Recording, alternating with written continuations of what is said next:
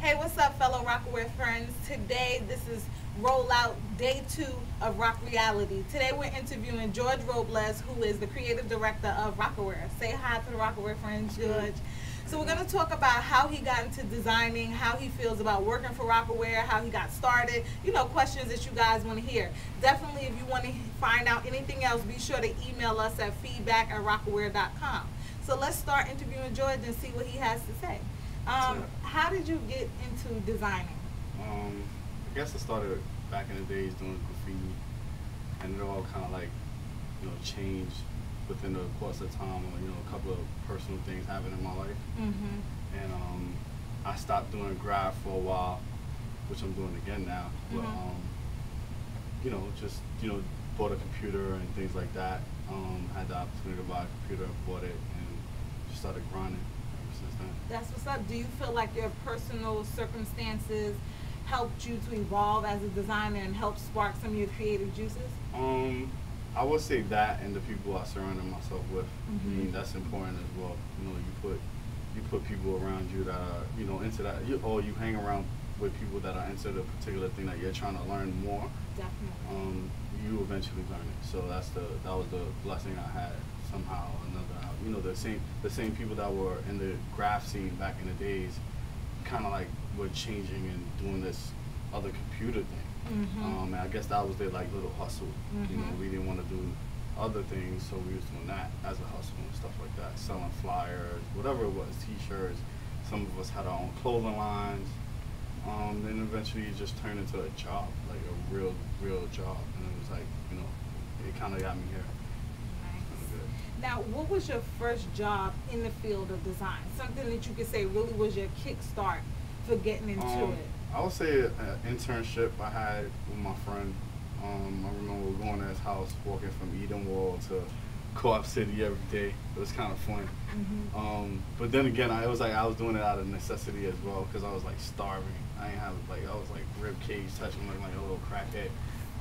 But I would go there, and then he had this little clothing line that he was doing, and he would just throw me on the computer, and we would just grind, and I'll do that every day for a meal, which is kind of weird, but he didn't have the money. His clothing line never really had that money so that he could pay me a salary. So it was yo, we'll go treat you with a meal or whatever. And to me, that was fine, because I was learning the game, and I learned it, and eventually through that, I landed a job in Mecca, USA.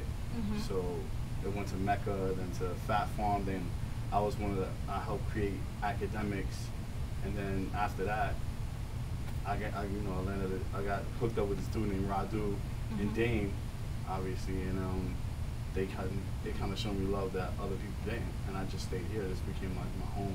Been here seven years.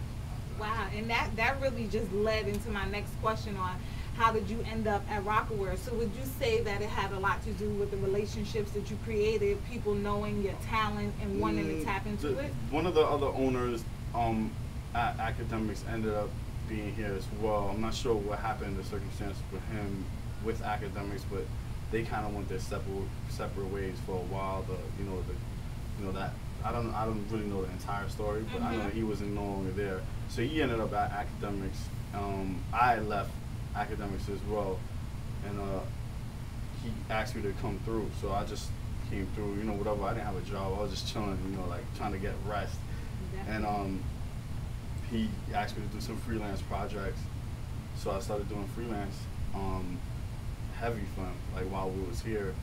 And I'm not sure what happened with his money situation here, or whatever the case may be, but nonetheless, he was unhappy with something.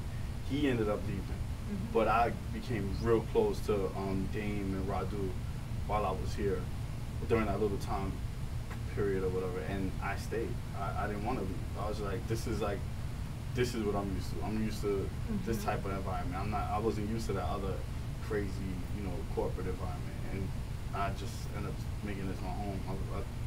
I mean, this place is the greatest.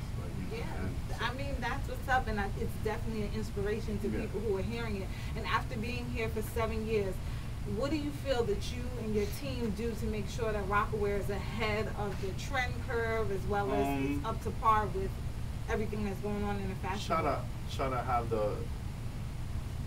the I try to have trustworthy designers around me, people that I've grown up with for a while. You know, that helps out a lot. You know, people that you know that their aesthetic is great, that you kind of like been doing the same thing with them along your career that they've been doing. We got a lot of new designers in here and stuff like that. So I always like, as long as I surround myself with those type of people, I know that the line will be okay. At one point I had it all on my back. Now they help me out. You know, they're very involved into, you know, making this place better than what it is. I mean, that's I think you've given everyone a great earful. And I think the most important thing that a lot of Rocawear fans would want to know is, what's the best advice you could give to any up-and-coming designer? Whether it's to stay in school, whether it's to make sure that they get an internship at a great place like a Rocawear, what would be your best piece of advice to them? Surround yourself with the people that are in the industry, that are, you know, doing it, and make sure that those people you trust. And at this point, I would tell them, you know, learn the business side as well, as far as like, you know, protecting your art and stuff like that. If you could learn that, that'll help, you know, during the process too. Because if you learn that ahead of time, you're ahead of the curve. You know, a lot of people, you know, tend to not think about that, and they just think about, oh, it's design, and you need to learn how to, you know, protect your work that you do and stuff like that. So that's the biggest, to me, that's the biggest advice I could give anyone. Well, thank you. I hope you fellow Rocawear fans enjoyed listening to George Robles, who's the creative director of Rocawear, speak about how he began his career and how he ended up at Rocawear, and how he's continuing to make sure Rocawear is the #1 brand in the world. Be sure to check back later on this week for another interview only at rockreality.com.